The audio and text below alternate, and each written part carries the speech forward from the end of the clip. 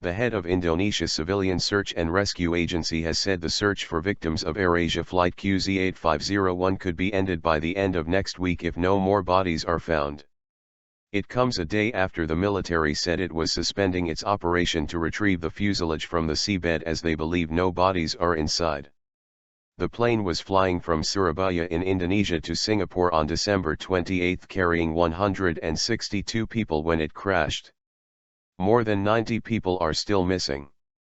Bambang Soelistyo, the chief of the National Search and Rescue Agency, Basarnas, told reporters on Wednesday that search teams were not affected by the military's pullout.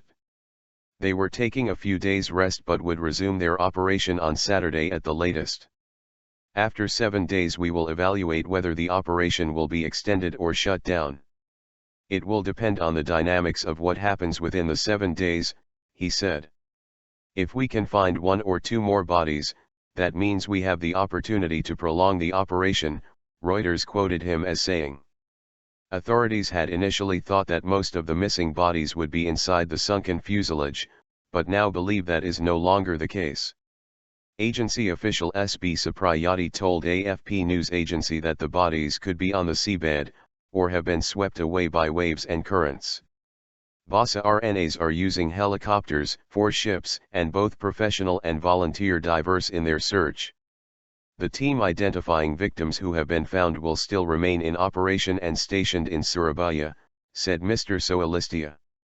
He added that victims' families had been informed of the possible deadline and understand the situation. BBC Indonesian's Pinta Karana says that families have welcomed efforts to continue the search. But some have also expressed concern about the possible deadline. Dwi Yanto, whose son Bima Adi Wicaksono was on the plane, said, "I plead for the search efforts to continue, that is my only hope. Why would they terminate it? The number of bodies not found is a lot more than the number of bodies recovered. Too fragile."